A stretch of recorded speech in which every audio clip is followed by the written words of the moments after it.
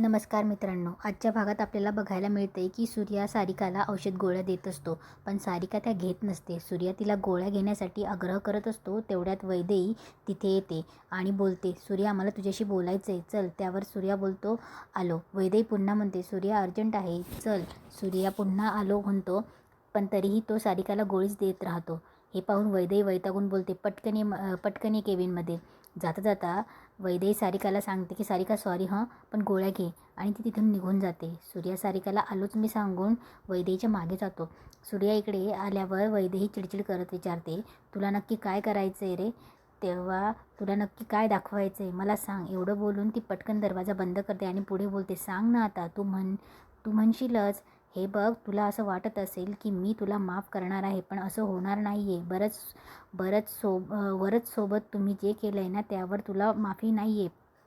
त्यावर सूर्या विचारतो, हो हो, पण मी आत्ता काय केलं आहे? वैदेही लगेच डाफरते, बोलू नकोस तू बिलकुल अजिबात. ती सतत बडबड करत राहते. वैदेही बडबड ऐकून सूर्या एकदम शांत उभा राहतो.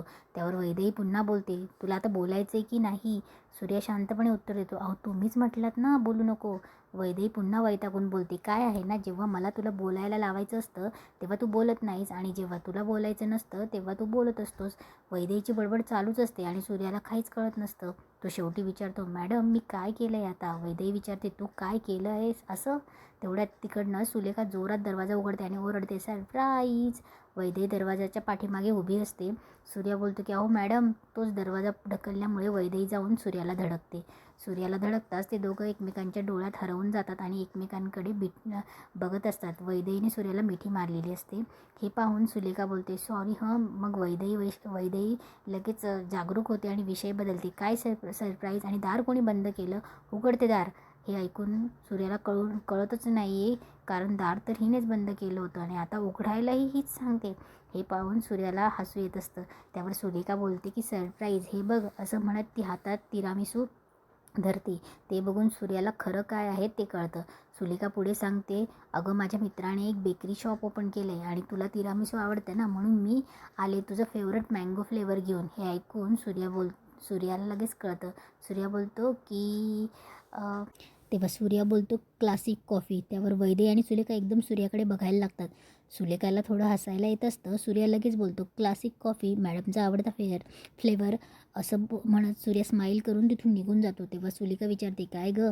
तिकडे वरद एका गोडाऊनमध्ये ड्रिंक करत बसलेला असतो. त्याला सारखी वैदेही आठवत असते. वैदेहीने त्याला जसं औषध लावलेलं, ठसका आल्यावर पाणी दिलं, हे सर्व वरदला आठवत असतं. वरद जणू वैदेहीच्या प्रेमात पडायला लागलेला असतो.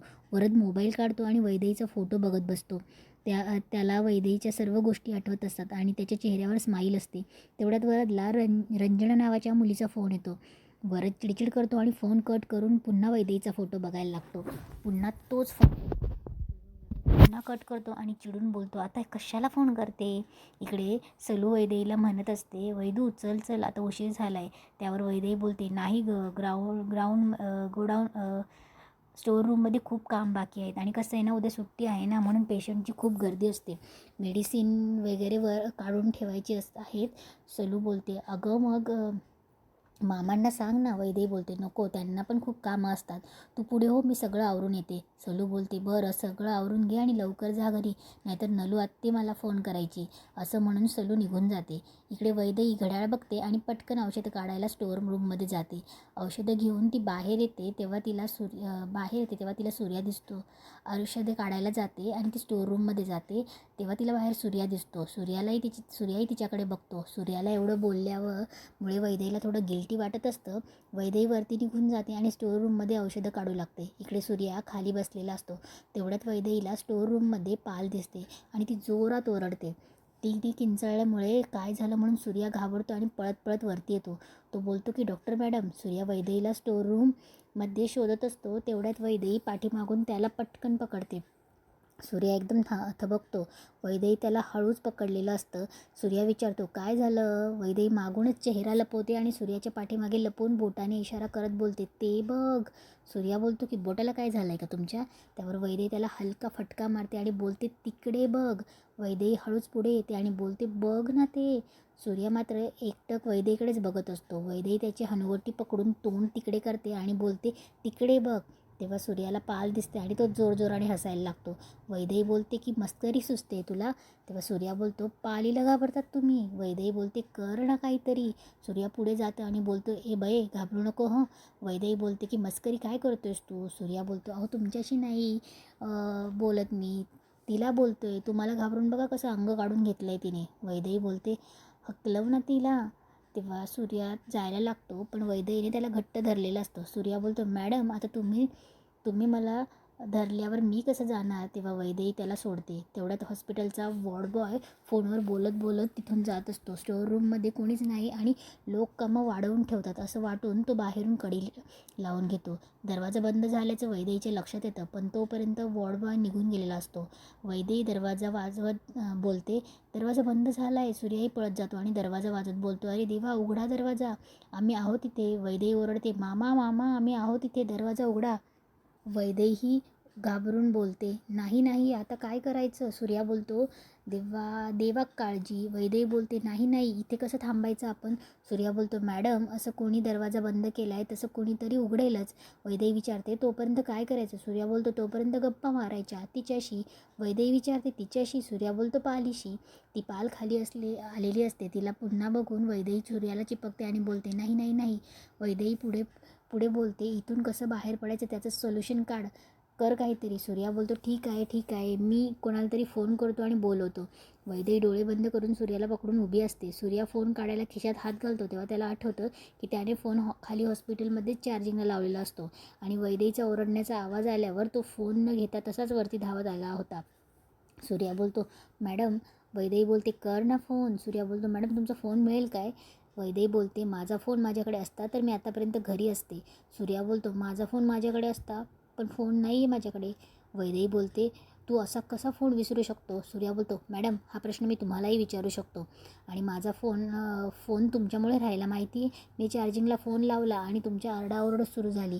मग मी धावत पळत वरती आलो आणि इकडे अडकलो. हे मला माहिती होतं का? सॉरी मॅडम, मी फोन विसरलो. वैदेही रडवलेला चेहरा करत आणि बोलते, काय करायचं आता? एक तर इथे आपण अडकलो आहे, मला अंधाराची भीती वाटते, त्यात तू भंकस करतोयस आणि त्यात ही पाल. ई.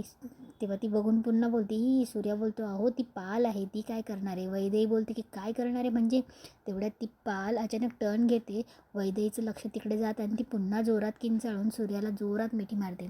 सूर्या थक्क होतो. सूर्याला मनात हसूही येत असतं आणि त्याच्या मनात लाडूही फुटत असतात.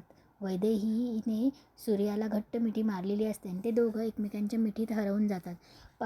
पार्श्वभूमीत सुंदर तू तू तू हवीशी मला हे गाणं सुरू होतं. ते दोघं मिठीत हरवलेले असतात. तेवढ्यात वैदेहीला भास होतो. ती थोडी हालचाल करते आणि सूर्याकडे बघते. दोघं एकमेकांकडे बघत राहतात. वैदेही पटकन स्वतःला सावरून बाजूला होते आणि सूर्याही स्वतःला सावरतो. सूर्या बोलतो, मॅडम तुम्ही काळजी करू नका, मी बोलतो तिच्याशी. सूर्या गुडघे टेकून खाली बसतो, हात जोडतो आणि बोलतो, गो बाय. आमच्या मॅडमला तुझी फार भीती वाटते. वैदेही बोलते, स्टुपिड आहेस का तू? इथलं काहीतरी घे आणि हक्कल तिला. सूर्या बोलतो, त्याची काही गरज नाही मॅडम. अहो 2 शब्द बोला तिच्याशी प्रेमाने, ती आपली निघून जाईल बघा. वैदेही बोलते, नाही. सूर्या बोलतो, मॅडम माझ्यावर विश्वास ठेवा, मी आहे ना. तेव्हा वैदेही खाली गुडघे टेकून बसते. तेव्हा सूर्या बोलतो, या बसा इथे आणि माझ्या मागून म्हणा गो बाय. वैदेही बसते आणि डोळे बंद करून बोलते, गो बाय. सूर्या वैदेहीकडे बघून हळूच बोलतो, मला तू खूप आवडतेस. वैदेही पटकन डोळे उघडते आणि सूर्याकडे बघते. ती त्याच्याकडे मोठे मोठे डोळे करून बघत राहते. इकडे दुसरीकडे नलू त्या वैदेहीला फोन लावत असते, पण वैदेही फोन उचलत नसते. नलू बडबड करत असते, ही पोरगी कधीच फोन उचलत नाही, हिच्या फोनचा काय प्रॉब्लेम आहे? रणजित बोलतो, येईल ती, तू स्वयंपाकाचं बघ. नलू बोलते, नाही, तिने जेव्हापासून वच्चीने जेव्हापासून असं केलं ना तेव्हापासून पोरं डोळ्यांसमोर बघितली ना तरच बरं वाटतं. ती सारखी हात धुवून लागली पोरांच्या मागे, जा बघून या. रणजित बोलतो, तुझ्या दादाला सांग. नलू बोलते, तो मंदिरात गेला आहे. रणजित बोलतो, नाही मला टाईम नाही आहे. असं म्हणून रणजित जात नाही. इकडे सुधाकर वच्चीसाठी सूर्याच्या लग्नाचे 3 मुलींचे स्थळ घेऊन येतो. एक 4थी पास, एक 2री नापास आणि एक शिकलेलीच नसते. वच्ची बोलते, आता काहीतरी काम तू पहिल्यांदा व्यवस्थित केलं आहे. सुधाकर बोलतो, मी चांगला तपास करून आणला आहे आणि हुंडा पाहिजे तर हुंडाही देणार आहेत. वच्ची बोलते, दिलेला बोलून दाखवलं नाही म्हणजे झालं. सुधाकर बोलतो, नाही असं नाही होणार. तुझ्या सगळ्या अटी सांगितल्या आहेत मी. एकदा का माप ओलांडून पोरगी घरात आली की मग नवऱ्याच्या मिठीत आणि तुझ्या मुठीत. आता फक्त सूर्याला पसंत पडली की झालं. तेव्हा वच्ची बोलते, त्याला पसंत पडली तरी चांगलं आहे आणि नाही पडली तर अतिउत्तम. त्यावर सुधाकर बोलतो की बाय, मला नाही समजलं काय. तेव्हा वच्ची थोडे स्माईल करते आणि इथेच आजचा एपिसोड संपतो.